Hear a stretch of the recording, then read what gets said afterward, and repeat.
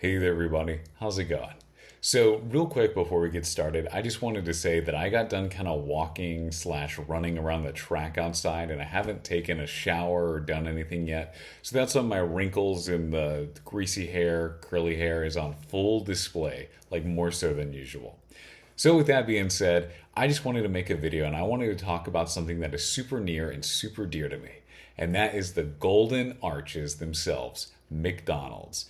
So, actually, I think that McDonald's is America's like freedom cry, right? Whenever we invade whatever country it is that we're going to invade for this coming up month, we need to fly the golden arches as kind of, the flag instead of our own because they're going to say, hey, look, these people are going to bomb us and they're going to take us over, but at least we're getting McChickens out of it. So it kind of makes it all worth it. Okay, but actually, no, really, I do love McDonald's.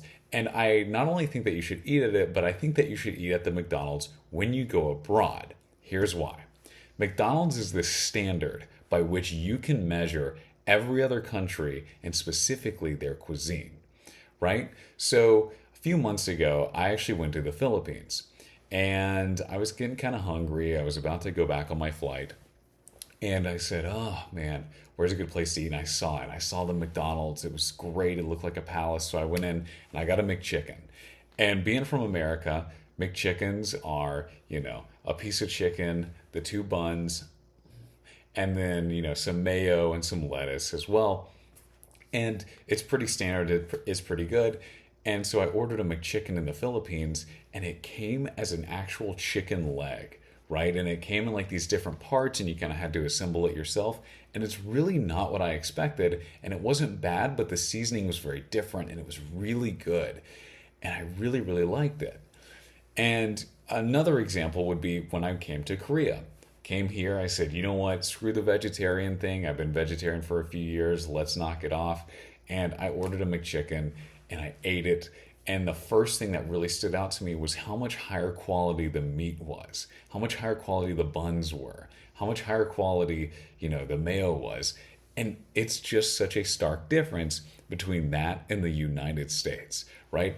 And this goes to show you how different the regulations are in each country. So, for instance, in Korea, there's a lot of additives and preservatives that they could not put into the McChickens that in the US they can, right? So this actually shows a really kind of interesting dichotomy in comparison between the two countries.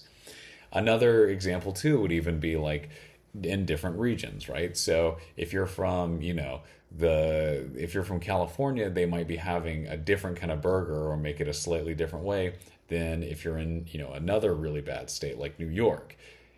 They're both going to have the same burger, but it is going to be different. And McDonald's is the standard by which you can judge that. So something that's really interesting too is that I've actually learned about this in college is that there's a thing called the Big Mac Index, or specifically more, we call it the Big Mac Price Index.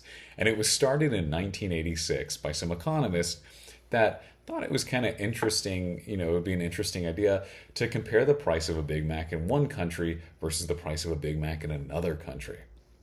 And what ended up happening was that they found that it was a surprisingly accurate way to judge how much purchasing power the average person has in that country and how much food is going to cost. So if you're from a first world, very nice, very developed country such as Switzerland, and then you go to a really third world decrepit country that doesn't have electricity or nothing good like Canada, and you look at the prices between the two, the Swiss burgers are going to be much more expensive than the Canadian ones, right? Because Switzerland's a lot more of a developed country. They have a better economy.